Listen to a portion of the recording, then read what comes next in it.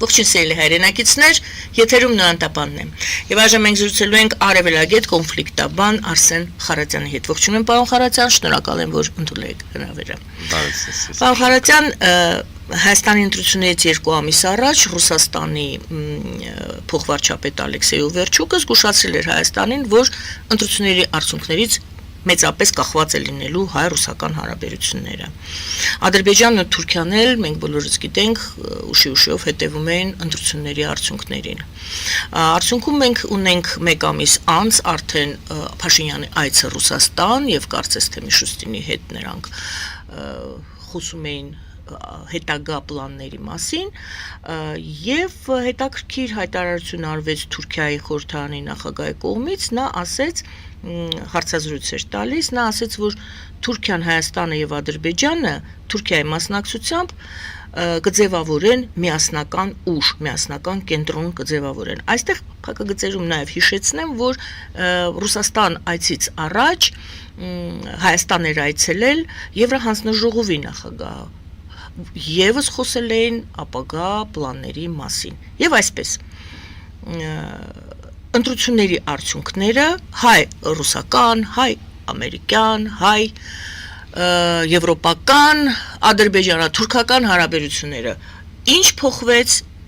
լավացավ, վատացավ, մնաց նույնը։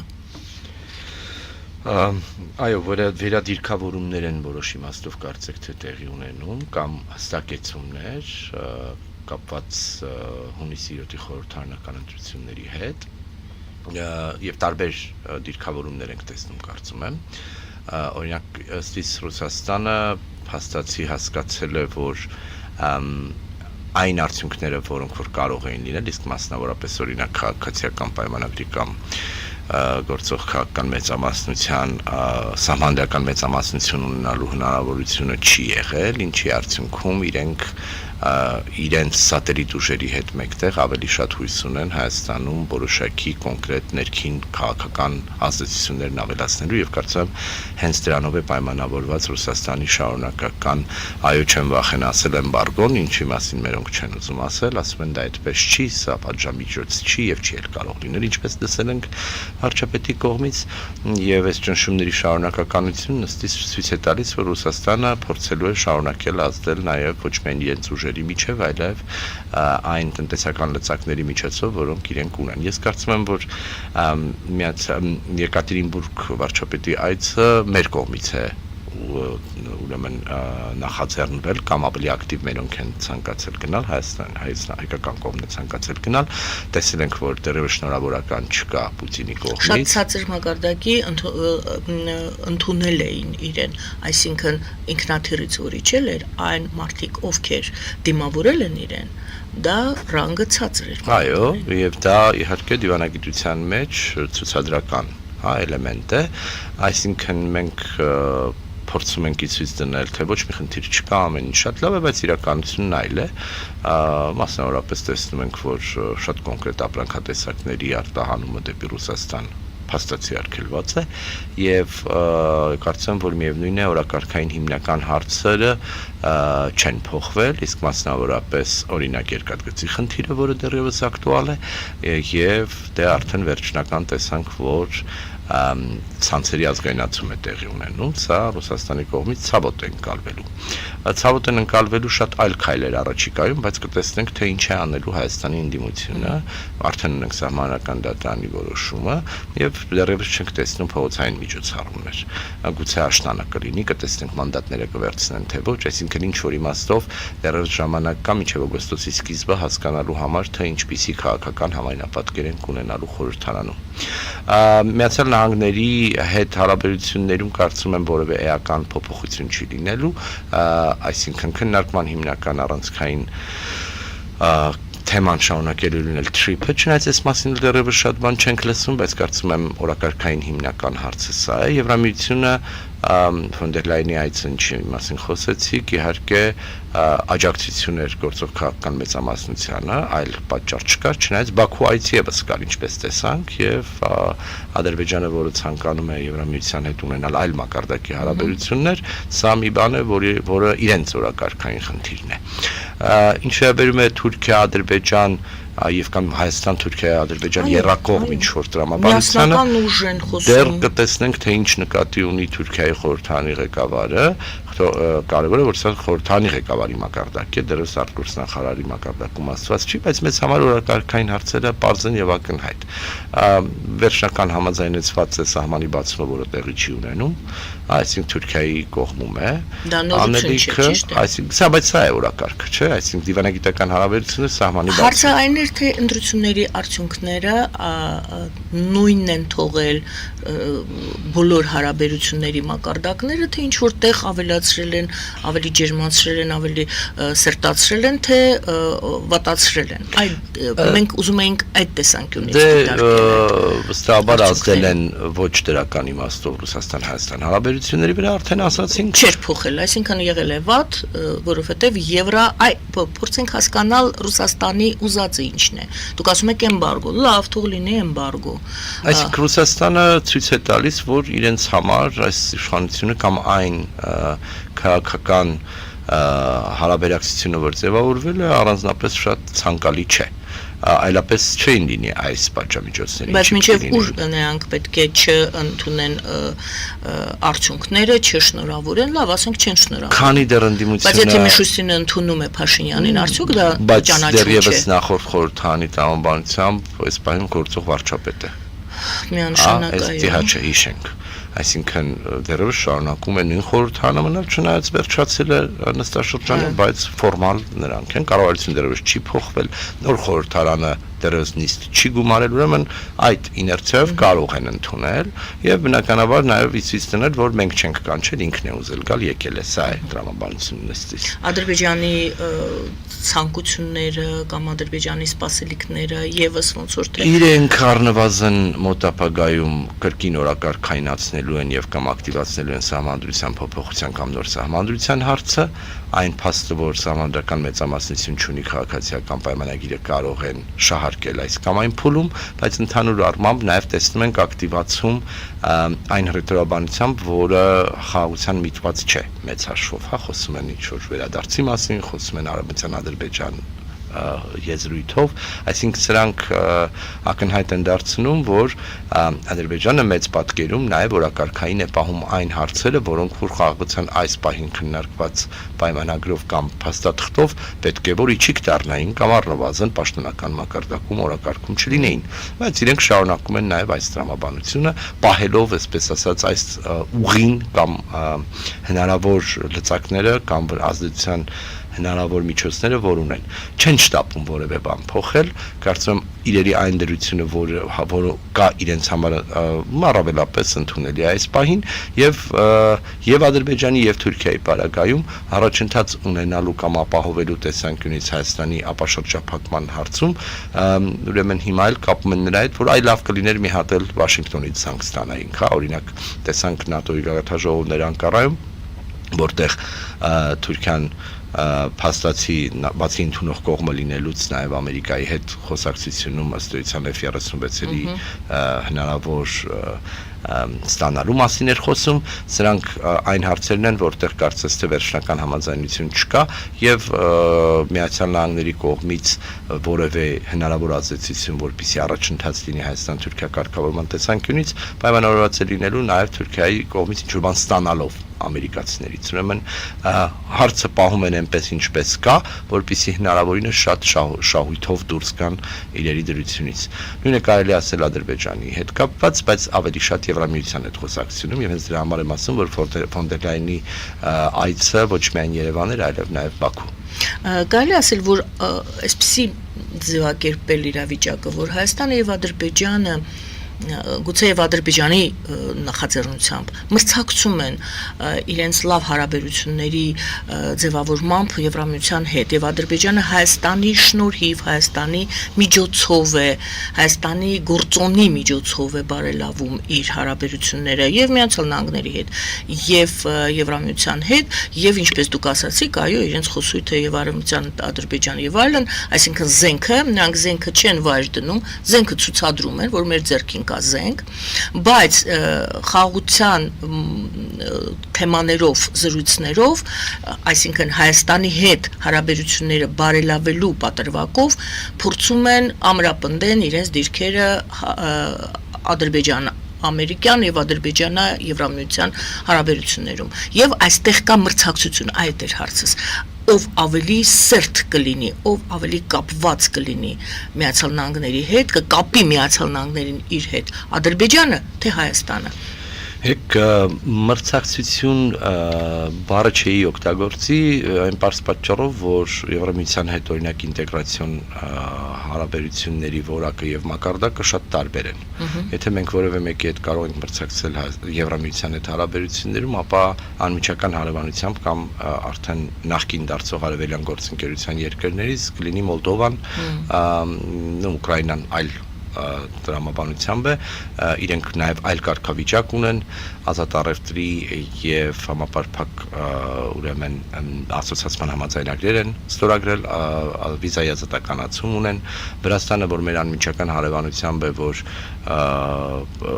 չնայած սառեցրել է ինտեգրացիոն գործընթացը մինչև 2028 թվական այնուամենայնիվ ֆորմալ եւ ինստիտուցիոնալ առումով այլ մակարդակ, ավելի բարձր մակարդակ ունի, ուրեմն եթե պիտի մրցակցելու մասին խոսենք, ապա այս երկրների հետ է հնարավոր խոսել մրցակցության մասին եւ նաեւ հիշեցնեմ, որ Հայաստանն այս տարի միակ երկիրն է, որը Եվրամիության հետ ինստիտուցիոնալ մակարդակում Հայաստան-Եվրամիություն հրավերաժողով է ունեցել։ Հա, այսինքն սա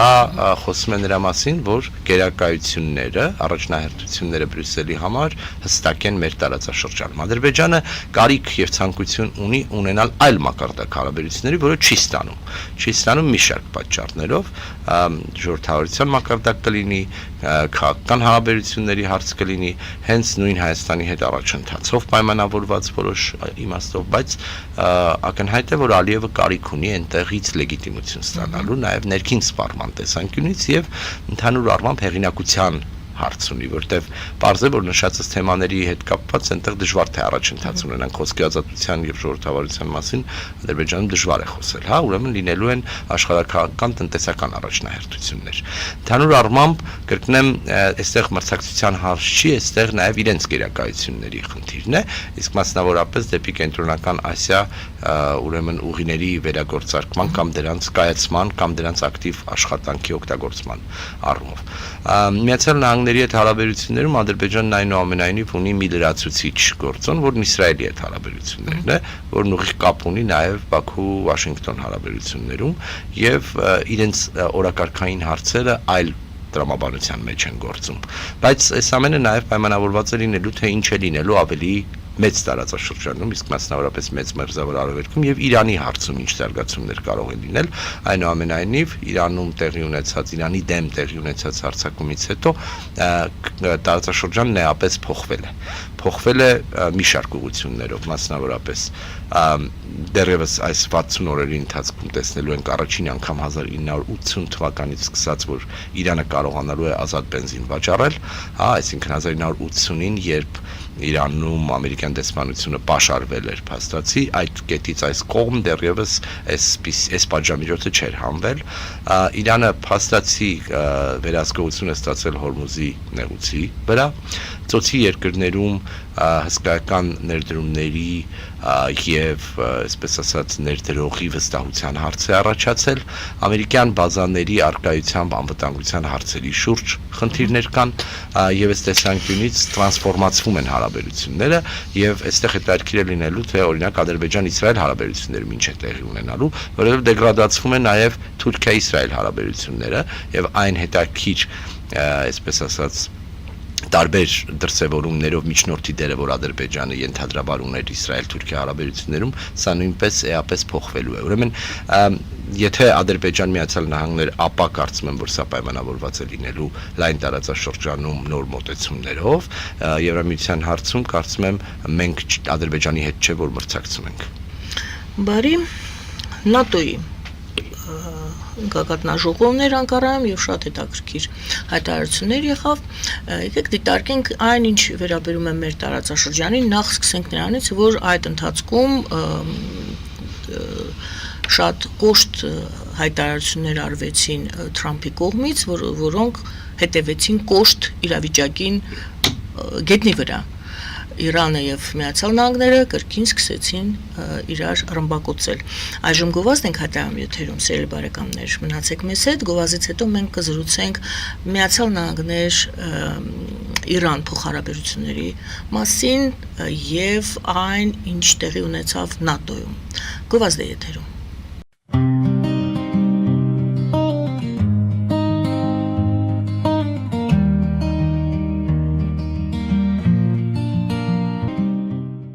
Ֆելիչե ժամանակակից ատամնաբուժական կլինիկա։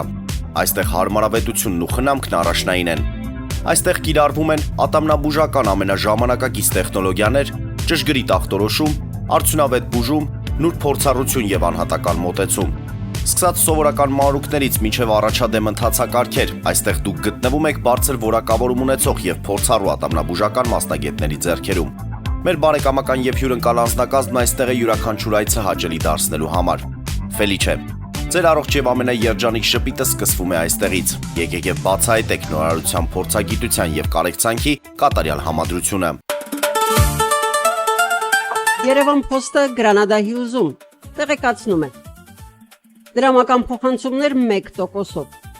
Օդանավով 1 փաունդը 2.99։ Նավով ուղարկեք 1 արկղ, երկրորդ արկղը անվճար։ Ավտոմեքենաների փոխադրում անհավատալի արժեքներով։ Ինչպես նաև կահույք եւ մեծ չափի բեռների փոխադրում։ Jackpot հագուստի խանութը երկրորդ մասնաճյուղն է բացել Գլենդելի սրտում, որտեղ կարող եք ձեռք բերել եվրոպական եւ ամերիկյան ընտիր հագուստեղեն, կոշկեղեն, աքսեսուարներ, պայուսակներ ամենահարմար արժեքներով։ Նաև կարող եք ցանկացած ապրանք պատվիրել եւ ձեռք բերել կարճ ժամանակում։ Jackpot-ի Գլենդելի հասցեն է 1135 North Pacific Avenue, հեռախոս 818 813 2252։ Jackpot հագուստի լավագույն կենտրոնը Գլենդելում։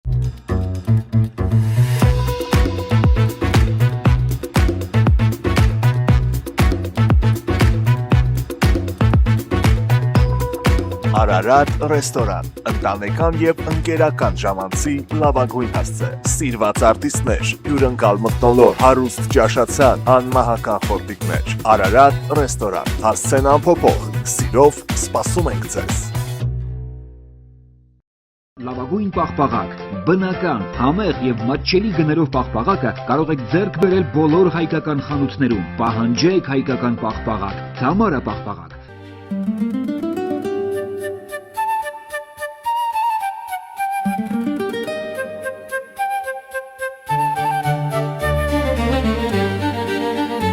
Նոյան տապան տպարան, Նոյան տապան հրատարակչություն, շարվածքից մինչև տպագրում, զանգահարեք, գրեք, այցելեք, միասին պատրաստենք ձեր գիրքը, ամսագիրը կամ թերթը, որտեղ նշվելու է, տպագրված է Նոյան տապանում։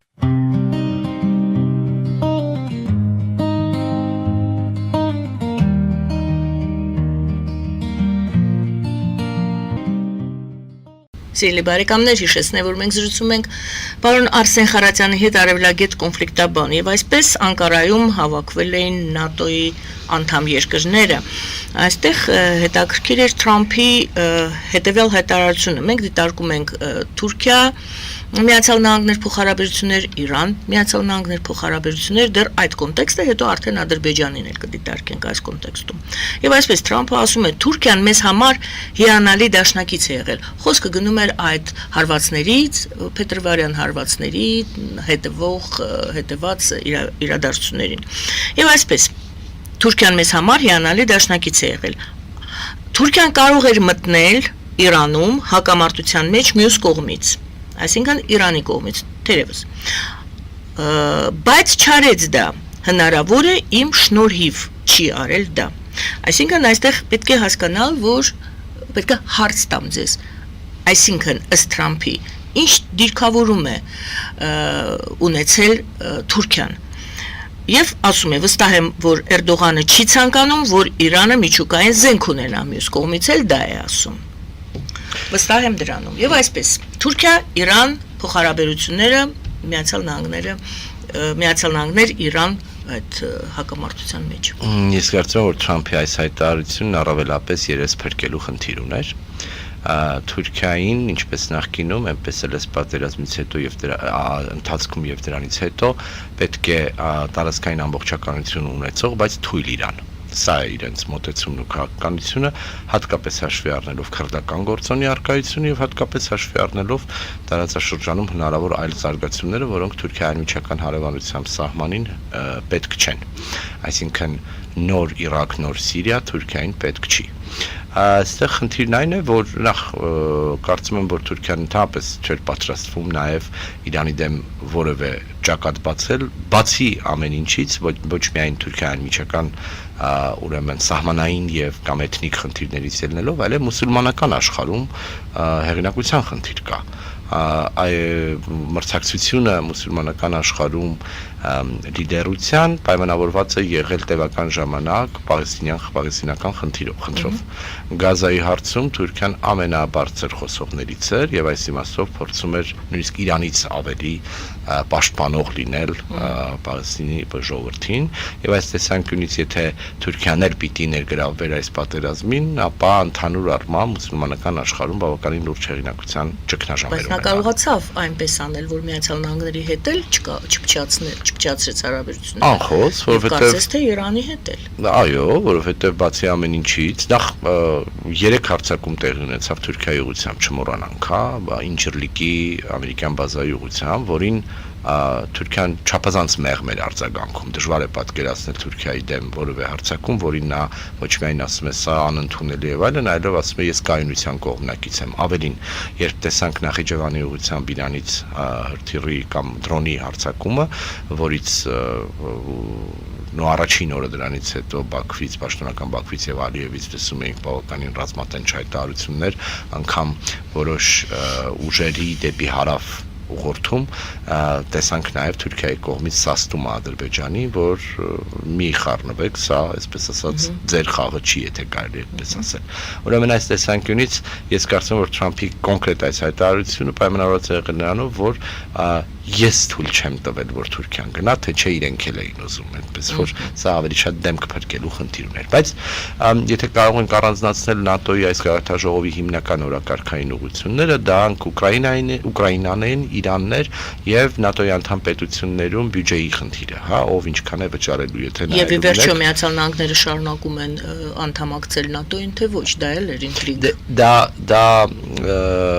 այսպես ասած սպառնալիքներ, որ Թրամփի երկրորդ administrացիայի գալուց հետո տեսել ենք, որ եթե այսպես է կանելու, մեզ պետք չի ՆԱՏՕ-ն գնացեք ձեր գլխի ջարը տեսեք, հա։ Դա էլ հարցեր ուզում եմ բայց այնտեղ հղումներ էր արվում, ՆԱՏՕ-ի գլխավոր քարտուղարն ասում էր, այ տեսեք, Թրամփը փաստացի անում է այն ինչ որ Այզենհաուերն է արել ժամանակին, երբ փորձ էր արվում հավասարեցնել ՆԱՏՕ-ում մեր ներգրավվածությունը եւ ֆինանսական եւ ենթակառուցվածքների եւ մարդկային ռեսուրսների տեսանկյունից, բայց ընդհանուր առմամբ ակնհայտ էր, որ քանի որ Իրանում տեղի ունեցածում առնվազն Միացյալ Նահանգները ոչ միայն չի հաղթել, այլև իր ցանկալին չի հասել եւ իրավիճակը հաստատ այս պահին գոնե Միացյալ Նահանգների օգտին չի, հաշվի առնելով Հորմուզի խնդիրը, հաշվի առնելով այն հանգամանքը, որ ծոցի երկրներում ձևավորվել է այն ինչ կա եւ փաստացի Իրանի այն կարելի ասել ապացույցը, որ այնտեղ մի անձից կախված չի այդ պետությունը, համակարգ է գործում, կա խորքային պետություն եւ հնարավոր չէ Իրանի պարագայում օրինակ կարճատև կամ բլիցկրիգային պատերազմով ինչ-որ խնդիր լուծել, ուրեմն խնդիր կար եւ Թրամփը իրապես հարց ուներ այստեղ ցույց դնելու, որ մենք ոչ միայն չենք պարտվել, այլև դե եթե չեն ուզում խոսեն, մենք այլ կերպ, այլ ճանապարհով կգնանք։ Ուկրաինայի հարցում էր հետաքրքիր Զելենսկու հետ խոսակցությունում ուշագրավ էր, որ Թրամփն իր ոչի մեջ ասում է, այ ես չգիտեմ, կուզես գնաս Մոսկվա խոսես, ասում է դե գիտեք այնտեղ ուկրաինական դրոններ են, մի քիչ վտանգավոր է Մոսկվա գնալ, այ այսպիսի ինչ որ իմաստով նույնիսկ ցինիզմի հասնող խոսակցություններ ծավալվում, բայց խոստումը վերահաստատվեց, որ հաջորդ տարվա կտրվածքով 40 միլիարդի աջակցություն է գնալու դեպի Ուկրաինա, Միացյալ Նահանգները նաև ստանձնեցին հանձնառություն Ուկրաինային հրթիռների պատրիոտների ուրեմն ստեղծման համակարգեր տրամադրել, ընդհանուր առմամբ կարելի է ասել, որ երկրորդ Թրամփի կամ Թրամփի երկրորդ պաշտոնավարման ընթացքում այն քաղաքականությունը, որով փորձեր արվում, այսպես ասել, քանդել Ուկրաինայի շուրջ համաձայնությունը կամ արևմուտքի հավաքական մոտեցումը հիմա վերադարձավ նրան ինչ որ կարի սկզբանե եւ այս տեսանկյունից Եվրամիությունն էր, որ մինչեւ վերջ կանգնեց Ուկրաինայի դիպունքում եւ կարողացավ հասնել նրան, որպեսզի Թրամփի նախնական հռետորաբանությունը փոխվի եւ վերջապես Իրանի հարցում իհարկե ակնհայտ էր, որ բոլոր ՆԱՏՕ-ի անդամ պետությունները առանց որևէ բացառության, եթե ոչ դրական չեզոքություն, ապա ընդհանրապես որևէ կերպ չներգրավվեցին, տեսել ենք, չէ, ինչեր էր ասվում, միայն Գերմանիան էր, որ այս ունեցավ Վաշինգտոն եւ ասաց, որ իրենք ինչ որ կերպ կաջակցեն, որովհետեւ Իսրայելի հետ ուղիղ կապ ուներ այս հարցը, իսկ մնացած ուժեղ խաղացողները, անգամ Մեծ Բրիտանիան եւ Ֆրանսիան այս հարցում իրենց այսպես ասած միջերկրական ծովի ներկայությունը ամրապնդելով, որտեղ տեսանք նաեւ, որ օրինակ դեպի Կիպրոս այսինքն Լիմասոլի բրիտանական ռազմական բազայի ուղղությամբ էր հերթիր գնում։ Այսինքն իրենց սկզբունքային դիրքորոշումը կարողացան պաշտպանել, չներգրավվեցին, կարողացան չներգրավվել եւ չկորցրեցին։ Միացյալ Նահանգները ամենայն դեպս ՆԱՏՕ-ն չլքեց։ Ոչ միայն չլքեց, այլև չկարողացավ այս պատերազմում ՆԱՏՕ-ի ներգրավվածություն ունենալ։ Ոչ այն։ Ի տարբերություն օրինակ 2003-ի պատերազմի Իրաքյան, որտեղ այնուամենայնիվ Բուշի այն ժամանակվա վարչակազմը կարողացել էր որոշ անդամ պետությունների եւ ընդհանուր առմամբ Աֆղանստանի պարագայում եւ Իրաքի պարագայում ՆԱՏՕ-ի ուժեր տեղակայել։ Այստեղ Միացյալ Նահանգները եւ Իսրայելը մնացին մենակ եւ այս առումով պետք է արձանագրել, որ այնպես չի, որ նույնիսկ սպառնալիքներով եւ ներքին սպառնալիքներով ՆԱՏՕ-ի ներսում սպառնալիքներով Միացյալ Նահանգները կարողանում է միանձնյա որոշումներ կայացնել ՆԱՏՕ-ի անդամ պետությունների համար։ Վերադառնանք Թուրքիա-ԱՄՆ փոխհարաբերություններին, այդ Թրամփի խոսքերին, նա շատ ուժեղ երկիր է, շատ ուժեղ ղեկավար է։ Արդյոք կարելի է ասել, որ արդյոք Թրամփը Ադրբեջանը ընկալում է Թուրքիայի պրիզմայով։ Ընդհանրապես կարելի է ասել, որ Թրամփը, այսպես ասած, խոշոր խաղացողների միջոցով է դիտարկում ոչ այնքան մեծ պետությունների հետ հարաբերությունները, բայց ես կարծում եմ, որ այստեղ սխալված կլինենք, եթե այդպես նայենք, որտեղ Թրամփի ընդհանուր քաղաքականությունը կամ վարչակազմի քաղաքականությունը տրանզակցիոնալ է, շատ կապված ֆինանսական հարցերով։ Օրինակ, ես վստահ եմ, որ ադրբեջանական կողմը բավականին լարված է, թե ինչ ներդրումներ են պահանջելու իրենից, որովհետև 80 միլիարդի պաուստային ֆոնդ ունի։ Եվ ուրեմն ես առավել քան վստահ եմ, որ ամերիկացիները օրինակ ուղիղ նաև իրենց հետ խոսում են իրենց ունեցած պաուստային ֆոնդերի ինվեստիցիաներն ուղղորդելու տեսանկյունից։ Ուրեմն, եթե անգամ նայելու լինենք, որ այո, մեծ տարածաշրջանում Թուրքիան շատ ավելի կարևոր պարտներ է Վաշինգտոնի համար եւ Ադրբեջանն էլ ինչ որտեղ կարող է տեղավորվել, սա չի նշանակում ամենևին, թե ուրեմն Բաքվի հետ խոսակցությունը երկկողմում պակաս կարևոր է Վաշինգտոնի համար։ Դրան նաև տեսնում ենք, հիշում ենք, որ Թրամփի վերադարձից հետո մենք օրինակ որոշ մտավախություններ ունեինք, որ կարող է օրինակ Հայաստանի հետ կնքված համաձայնությունները կամ ստացված համաձայնությունները զոհ դառնան Մոսկվա-Վաշինգտոն ունեցած խոսակցությանը եւ ուրեմն պարզապես ինչ որ կետից, որպեսի այլ ուղղությամբ Ռուսաստանի կողմից ինչ որ բան ստանան, Հայաստանը կարող են թողնել Ռուսաստանին, սա էլ էր քննարկվում, բայց տեսնում ենք, որ սա էլ իրականություն չի դառնում։ Ուրեմն ես կարծում եմ, որ որքան էլ այսպես ասած մեծ խոշոր խաղացողների հետ ամերիկացիների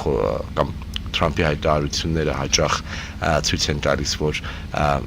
մեծ պատկերում իրենք փոքր երկրների հետ շատ չեն ուզում խոսել, դրա հետ մեկտեղ կախված նրանից, թե որքան առաջընթաց կա այդ երկրների հետ, իրենք նաև ունեն այլ օրակարգային հարցեր, որոնք առաջ են մղում։ Ես վստահ եմ նաև, որ օրինակ իր կարևոր բանագնացներ Ստիվ Ուիտկոֆն ու մյուս դիվանագետները Բաքվի հետ չեն դադարեցնելու եւ շարունակաբար ուրեմն խորացնելու են իրենց համագործակցությունը, բայց առավելապես ուղղորդելով նրանց, թե ինչպիսի ինվեստիցիաներ անեն, որ ուղղությամբ, որովհետեւ ռեսուրսները եւ բնական ռեսուրսները եւ ֆինանսական ռեսուրսները շարունակում են առաջնահերթություն լինել Վաշինգտոնի համար։ Շնորհակալություն, հայ-ադրբեջանական հարաբերությունների մասին եմ ուզում այժմ խոսենք։ Նախընտրական շրջանում երևի հիմնական մեխը այդ վախերն էին, որոնք սերմանում էին, եթե առաջ խոսում էին ընդհանուր պատերազմի մասին, հիմա խոսում էին այդ 300,000 ինչ-որ ադրբեջանցիներ, տարբեր վախերի մասին էր խոսքը։ Եկեք այդ այնինչ խոսվում էր նախընտրական շրջանում, որպեսզի ազդեն ընտրողների որոշումների վրա, հոգեբանական վիճակի վրա, այդ ամբողջը դնենք մի կողմ, մաղենք եւ տեսնենք տակը իրականում ինչ է մնում։ Ինչից առավել պետք է անհանգստանա Հայաստանը այժմ Ադրբեջանի հետ հարաբերություններում։ Կա անհանգստանալու կետեր, թե ամեն ինչ փափուկ է, տեսեք, ես էլ ասեցի, որ Թուրքիան ասում է, այդ նախադասությունը չմեջ բերեցի, ասում է հայ-ադրբեջանական հարաբերությունները ինչ որ հասել են որոշակի փուլի, այսինքն ընթանում են առաջ։ Հարց, ինչից առավել կարող է անհանգստանալ Հայաստանը հայ-ադրբեջանական հարաբերություններում։ Տեսեք, Թուրքիայի հայտարարությունները Հայաստան-Ադրբեջան կարգավորման առումով նաև պայմանավորված են նրանով, որ իրենք չեն ցանկանում որևէ կերպ դուրս մնալ այս գործընթացում ասելիք ունեցողի դիրքից։ Այն, որ Թրիփը եւ ամերիկացիները միջնորդությամբ տեղի ունեցավ խաղաղության պայմանագրի նախաստորագրումը եւ ամերիկյան էական ներգրավվածությամբ էր, թուրքական կողմի համար բավականին լարում էր առաջացրել հենց թուրք-ադրբեջանական տիրույթում, որովհետեւ իրենք կցանկանային լինել այս միջնորդը, շատ դժվար կլիներ դա պատկերացնել, բայց կարող էին նաեւ փորձել ուրեմն այդ դերակատարությունն ունենալ, այսինքն Թուրքիան չի դադարեցնում հիշեցնել, որ այս հարցում ինքնասելիք ունի եւ իրենցով նաեւ ինչ որ հարցեր պիտի պայմանավորված լինեն, ինչը մեզ օրինակ պետք չէ, մենք դեմ չենք հաստատ ամերիկյան միջնորդությամբ շարունակել այս խոսակցությունն ըստիս։ Հայաստան-Ադրբեջան կարգավորումը, չնայած նրան, որ տևական ժամանակ լսել էինք, այ դե կտեսնենք հələ թող ընտրությունները լինեն, դեռ թող ընտրությունները լինեն Հայաստանում, դրանից հետո կխոսենք։ Հիմա այդ ընտրություններն եղել են եւ փաստացի ոչ միայն կրկնեմ վերադարձ չկա կամ դերական արձագանքները շատ չեն, այլև իրենք վերաակտիվացրել են կամ ակտիվ են պահում այն խոսույթը, որը խաղաղությանը առանձնապես չի նպաստում, չնայած պիտի չմոռանանք, որ ընտրություններից հետո էր, որ Ալիևի օգնական Հաջիևը Հայաստան այց ունեցավ, ինչով ցույց տվեցին, որ իրենք այս ադմինիստրացիայի հետ Հայաստանի շարունակում են խոսել եւ օրակարգը պահել ակտուալ։ Աշտանը կերևա, ես կարծում եմ, որ ադրբեջանական կողմը առավելապես կենտրոնանալու է սահմանադրական փոփոխության կամ նոր սահմանության կամ սահմանադրական հանրակրվեի վրա, որը ես միշտ եմ գտել, որ փակուղային իրավիճակ է, որովհետև եթե անգամ վաղվա խորհրդարանը կամ Հայաստանի նոր խորհրդարանը կարողանա հասնել նրան, որ սահմանադրական փոփոխություն կարող է լինել, որևէ մեկը հատկապես հաշվի առնելով հունիսի 7-ի ընտրությունների փորձը չեն կարողանալու երաշխավորել, որ այդպիսի սահմանադրական փոփոխությունը կարող է ընդունվել։ Բացի ամեն ինչից պիտի հիշենք, որ Հայաստանի 90-ականներից այս կողմ կամ թերևս 91 թվից այս կողմ Հայաստանի ամենաբարձր մասնակցություն ունեցող ընտրություններին են ականատես եղել, համարյա 60% այսպիսի մասնակցություն մենք չենք ունեցել, որտեղ 400,000-ից ավել մարդ դեմ է քվեարկել գործող քաղաքական մեծամասնությանը։ Այո, ընտրակաշառքներ են եղել, այդ մասին գիտենք, այո, շատ տարբեր հարցեր են եղել, բայց փաստ է, որ Հայաստանում կար եւ կա ոչ միայն եւ ոչ պարտադիր պրոռուսական տրամադրություններ ունեցող մարդիկ, այլև բավարար քանակով մարդիկ, որոնք դեմ են այս իշխանությանը։ Նոր մի ուշագրավ բան ասեմ, որի մասին կարծես թե շատ ակտիվ չի խոսվել, ադրբեջանահայերով բնակեցված, նախկին արդեն ադրբեջանահայերով բնակեցված Վարդենիսի շրջանի փախստականականից այդ բառը չեմ սիրում, բայց փաստ է, գյուղերից շատ մեծ մասը, համարյա 80%-ով իշխանության ձայն չի տվել։ Սա խոսուն փաստ է։ Եվ այնտեղ չի խոսում ընդրակեղծարարության մասին։ Այնտեղ դեմ են հանդես գալիս այն ռետորաբանության եւ այն մոտեցմանը, որը վարում է այս իշխանությունը, հա։ Հիմա սրանք բոլորը պիտի մեզ համար, որտեղ ընտրական վարքագիծը, որ տեղի է ունեցել հունիսի 7-ին, պետք է շատ ավելի լուրջ վերլուծել։ Ընտրությունների որակը նույնպես պրոբլեմային է, հա։ Ինչպես ԵԱՀԿ դիտորդական առաքելության եզրակացությունը նայեք։ Նույնիսկ մեր տեղական դիտորդական առաքելությունների հայտարարություններն են խոսում, որ այն որակը չէ, ինչ մենք կուզեինք 2018-ից հետո։ Եվ ես մի ուրիշ բան ասեմ, առաջիկայում ունենալու ենք նաև տեղական, մի քիչ փոխում եմ թեման, բայց կարծում եմ սրանք կարևոր են, որ եւ Ադրբեջանն էլ ուրեմն հաճախ սպեկուլյատիվ դրա վրա է կառուցում իր քաղաքացիությունը։ Դե ասում եմ, տեսեք, ձեր ժողովուրդը չի ուզում սա, ինչի պիտի մենք այս կամ այն բանը ստորագրենք, հա։ Եվ մենք ունենք մի իրավիճակ, երբ այսպես ասած չափից դուրս արագ խաղաղասերի դիրքով Ադրբեջանի եւ Թուրքիայի հետ հարաբերությունները կարգավորելու մոտեցմանը Հայաստանի բնակչության մի մեծ մասը դեմ է։ Եվ սա ոչ պարտադիր վախերով կամ Ռուսաստանով է պայմանավորված։ Ես ասում սա էլ առանձնացնենք, հա, այսինքն այո, քաղաքական ուժերը կարող են սև ու սպիտակացնել իրերի դրությունը, միմյանց դավաճան եւ այլն անվանելով, բայց իրողությունները տարբեր են եւ կարծում եմ, որ շատ լուրջ եզրակացություններ պետք է արվեն այս ընտրություններից ընդհանուր առմամբ Հայաստանում հանրության մոտեցումների եւ նախասիրությունների տեսանկյունից, հուսով եմ, որ քաղաքական մեծամասնությունն այս հետևություններն անելու է։ Բարի, եւ յետընտրական շրջան ենք մենք տեսնում այս ձերբակալությունները եւ մարդիկ շատ խոսում են այն մասին, որ մարդու իրավունքների խախտումներով են անցկացվում բուն ձերբակալությունները։ Այժմ ինձ հուշում են, որ էլի կրկին գովազդային ընդմիջում պետք է լինի։ Սիրելի բարեկամներ, մնացեք մեզ հետ, գովազդային ընդմիջումից հետո կշարունակենք զրույցը։ Իմ հարցս լինելու է հետևյալը. արդյոք այն, որ մարդիկ խոսում են, որ տերոր է, քաղաքական տերոր է ընդդիմադիրների նկատմամբ, երկիրը իջնում է, սղում է դեպի ավտորիտարիզմի, արդյոք դուք այդպես եք գնահատում եւս թե ոչ, եւ ինչ են ասում մեր միջազգային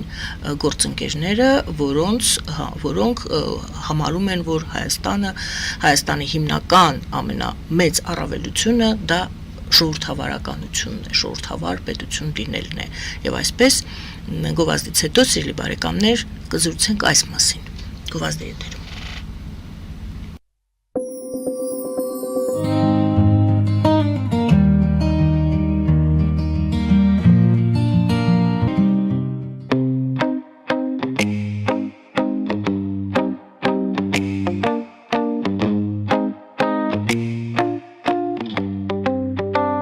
Երևանի եւ Զովունիի սահմանին գտնվող ալպիական թաղամասում սկսվել է 2, 3 եւ 4 սենյականոց բնակարանների նախնական ամրագրում։ Առաջարկում ենք նաեւ թաունհաուսներ արդեն պատրաստ եւ կառուցվող։ Բնակարանների արժեքները սկսվում են 50,000 ԱՄՆ դոլարից մինչեւ 140,000 ԱՄՆ դոլար, իսկ թաունհաուսներինը 160,000 ԱՄՆ դոլարից 170,000 ԱՄՆ դոլար։ Մանրամասների համար այցելեք մեր պաշտոնական կայք alpiakan.am կամ զանգահարեք +374 44 201 066։ Ամրագրում կարող եք կատարել մինչև ապրիլի 30-ը։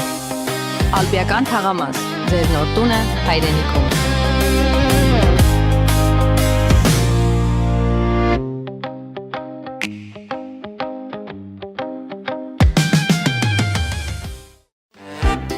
Ձեր երեխաների ուրախ, անհոգ եւ գրագետ մանկությունը վստահեք Սիմբա արքա մանկական զարգացման կենտրոնին։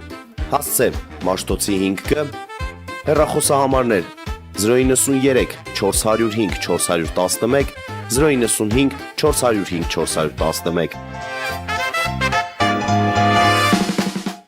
Ավելի քան 11 տարի Աքսիոմետ վնասվածքաբանական վերականգնողական բժշկական կենտրոնում գործում են հենաշարժիչ համակարգի խնդիրների լուծման բոլոր ժամանակակից մեթոդները։ Հասցե Երևան, Տերյան փողոց 3 շենք, 42 տարածք, հեռախոս 010 522 882, 091 522 882։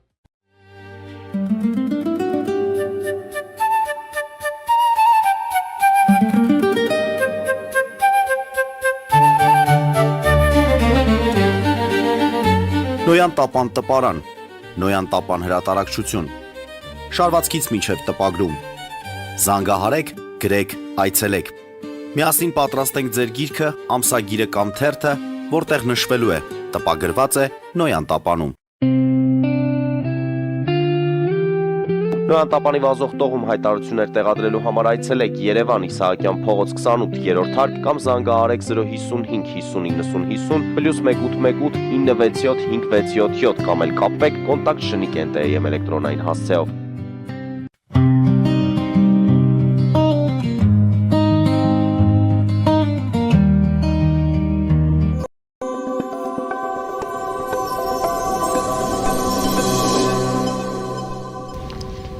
Սիրելի բարեկամներ, հիշեցնեմ, որ մենք զրուցում ենք արևելագետ կոնֆլիկտաբան Արսեն Խարատյանի հետ եւ այսպես ժողովրդավարություն եւ պայքար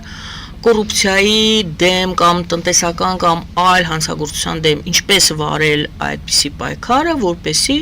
չխախտվեն ժողովրդավարական նորմերը։ Յուրաքանչյուր երկրում պայքար տարվում է եւ տնտեսական հանցագործության եւ տարբեր տեսակի հանցագործությունների դեմ, բայց չեն խոսում այն մասին, որ այդ երկիրը ավտորիտար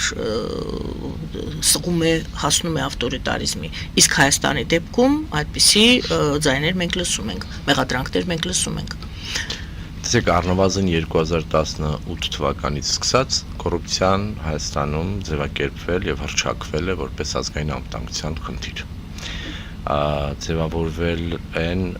կոռուպցիայի դեմ պայքարող պետական ինստիտուտներ, մասնավորապես 3 հիմնական կառույց՝ հակակոռուպցիոն կոմիտեն, կոռուպցիայի կանխարգելման հանձնաժողով եւ հակակոռուպցիոն դատարանները։ Սրանք կարևոր ինստիտուտներ են, որոնց հիմնական գործը հենց կոռուպցիայի հետ առնչվելն է, չեմ էլ խոսում վերահսկողական մարմինները, որոնք կային եւ որոնք տարբեր ինստիտուտների ներսում նաեւ ներքին կոռուպցիոն խնդիրներով զբաղվող են։ Հիմա դրանց էֆեկտիվության հարցը կարող են քննարկել, ասենք օրինակ մասնագետները, մասնավորապես եւ քաղաքասարակության եւ այն մասնագիտացված կառույցներ, օրինակ Transparency International-ը եւ մյուսներն հետեւում են այս կառույցների աշխատանքի արդյունավետությանը, նրանք ավելի լավ կգնահատեն, թե որքանով են արդյունավետ աշխատել, բայց տեսանք, որ ընտրակաշառքների տեսանկյունից առնվազն հակակոռուպցիոն կոմիտեն հսկայական գործեր անում։ Հակակոռուպցիոն դատարանը եւ քրեականը եւ քաղաքացիականը պետք է նայել նրանց վճիռներին եւ դրանց քանակին, որովհետեւ դրանք բավականին լուրջ աշխատող կառույցներ են, բայց կարծրեմ, որ տեղեր կան, որ ուշացնում են շատ հարցեր։ Բայց թե կոռուպցիայի դեմ պայքարի անվան տակ ինչեր կարող են լինել, սրանք մտահոգիչ են։ Օրինակ, ժամանակային խնդիրը, հա, ինչու է դա արվում հիմա կոնկրետ, ինչն է, ես դեռևս ներսի խոսակցությունն եմ, Հայաստանի ներսում ծավալվող խոսակցությանն եմ անդրադառնում, ինչն է պատճառը, որ օրինակ Գագիկ Ծառուկյանի դեմ այս ամբողջ արշավը սկսել է հիմա։ Եվ հիշեցնում ենք 22 թիվը։ Ինչու չէր արվում մինչ այս, եթե խնդիր էր։ Ինչու էր թույլ տրվում, որպեսզի շատ տարբեր խմբեր, որոնք որ պիտի քաղաքական դաշտից դուրս տրված լինեն, հենց այդ նույն կոռուպցիայի պատճառով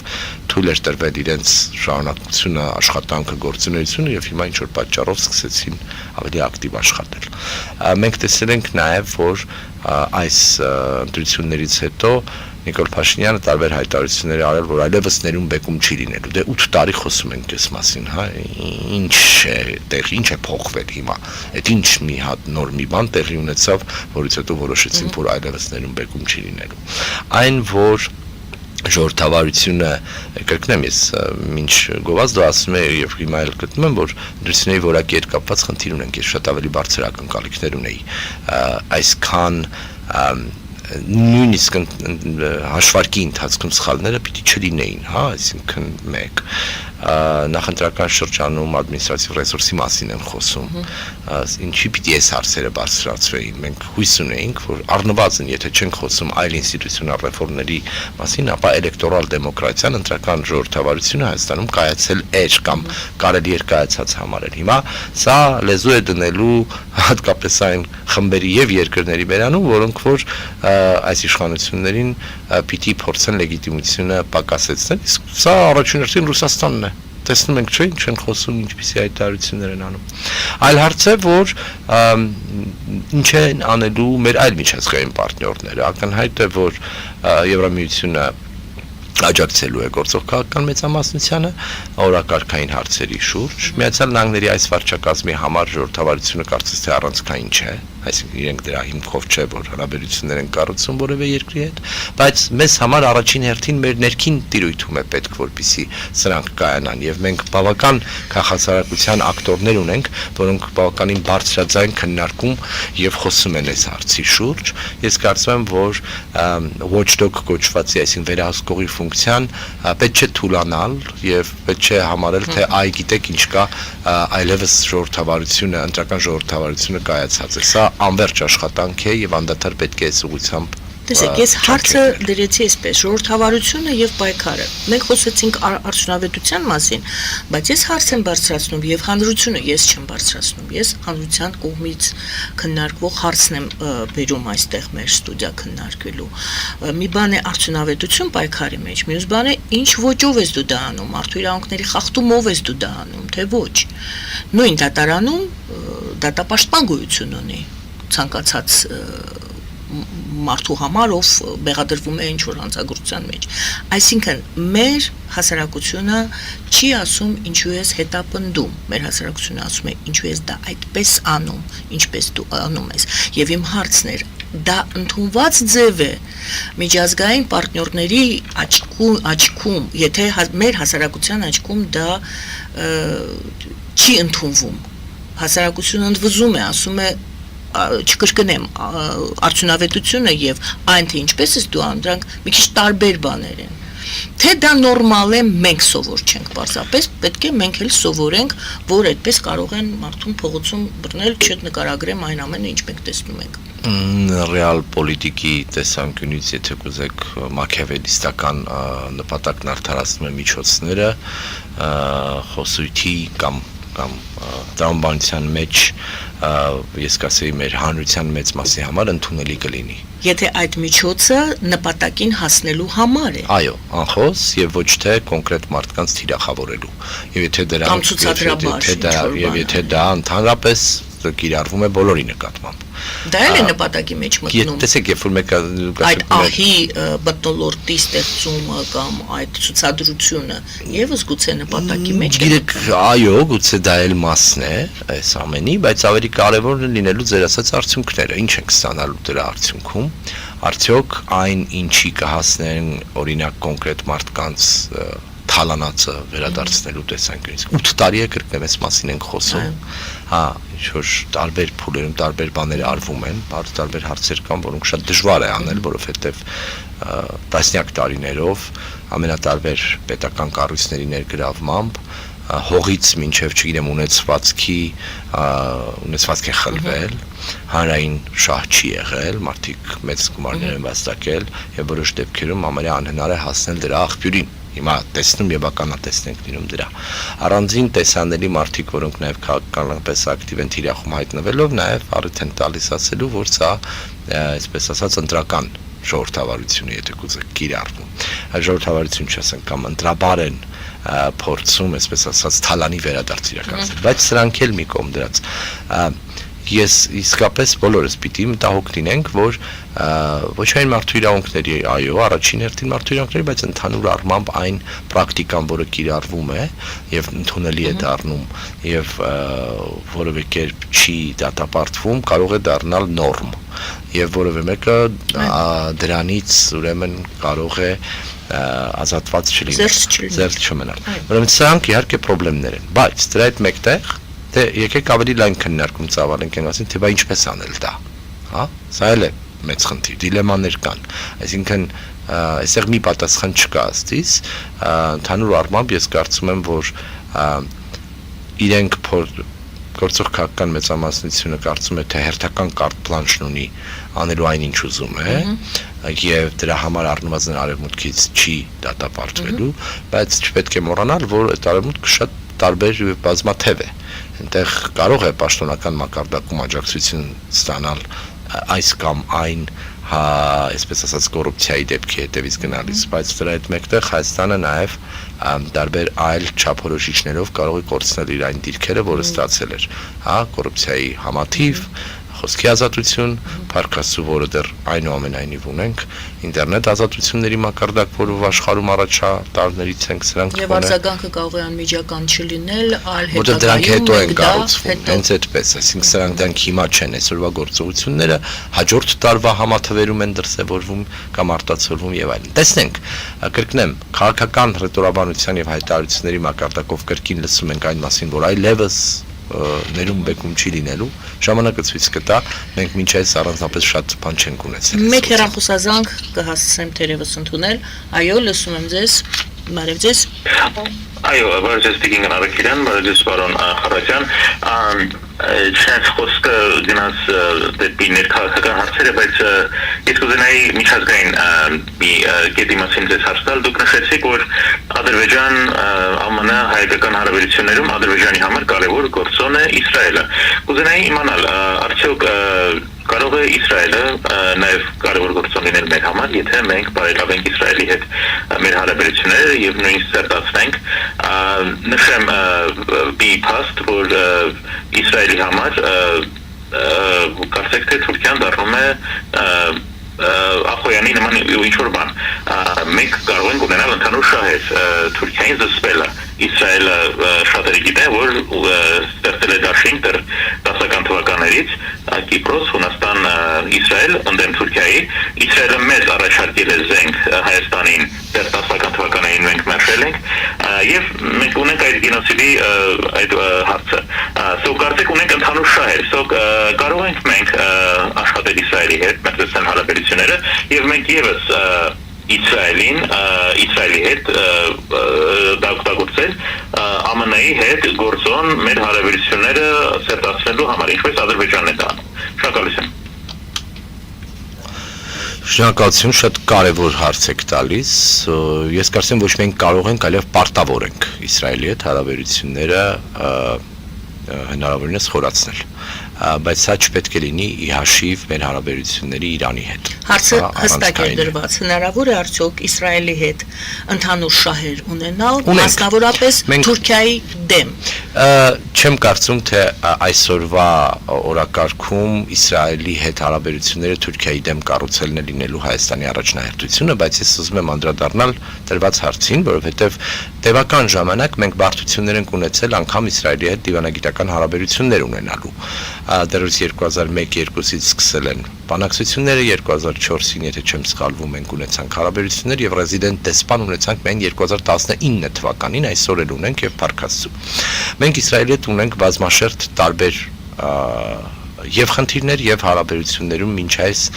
եղած ուրեմն խնդիրներ առաջինը եւ որքան էլ Հայաստանի Հանրապետությունը փորձի ծերծ մնալ սրանից Երուսաղեմի հարցն է, Երուսաղեմի հայկական թաղամասի հարցն է, սրա մասին չպետք է մոռանանք, որտեղ մենք այնուամենայնիվ որոշ բարդ հարաբերություններ ունենք։ Բայց սա Հայաստանի Հանրապետության խնդիրը չի, եթե կուզեք, ունենք Երուսաղեմի պատրիարքությունը, չնայած ուզենք թե չուզենք, կրկնեմ, Հայաստանն էլ սրա մեջ ներգրավված է։ Ես կարծում եմ, որ պիտի շատ զգույշ լինենք եւ հայտարարություններում հատկապես պաշտոնական մակարդակում, օրինակ պատերազմի օրերին Իսրայելի կողմից որոշ աջակցություններ առաջարկվում, մենք պաշտոնապես ասացինք, մեզ ձեր աջակցությունը պետք չէ, գնացեք գրողից օծը, պաշտոնական մակարդակում ասացինք սա։ Այսպիսի անհեռատես հայտարարություններ առնվազն պետք չէ անել։ Հայոց ցեղասպանության հետ կապված իսրայելական կնեսետում դրա ընդունումը եւս մեկ անգամ գալիս է ապացուցելու, որ հայոց ցեղասպանության ճանաչման հարցը Հայաստան-Թուրքիա հարաբերություններից դուրս է։ Այն երկրները, որոնք Թուրքիայի դեմ որպես լծակ ուզում են օգտագործել, դա անելու են առանց մեր նույնիսկ որևէ բան անելու, բայց սա ընդհանուր առմամբ լավ է։ Ճիշտ են անում, թող ընդունեն, իհարկե, որքան շատ երկիր ճանաչի այս ցեղասպանությունը, այդքան լավ է ընդհանրապես։ Ես կարծում եմ, որ այո, կարող է Իսրայելի հետ հարաբերությունները դրական ազդեցություն ունենալ հայ-ամերիկյանի վրա եւս, բայց դա չի առանցքը հայ-ամերիկյան հարաբերությունների։ Դա մեզ կարող է օգնել շատ, աջակցել շատ կոնկրետ հարցերում։ Մենք 2006-7 թվականներին առաջին անգամ եւ ենթադրում եմ, որ հերթադիտողը Միացյալ Նահանգներից էր զանգում, կարողացանք USAPAC-ի, այսինքն Ամերիկայում գործող ամենաուժեղ իսրայելական կամ հրեական լոբիստական խմբի հետ համագործակցություն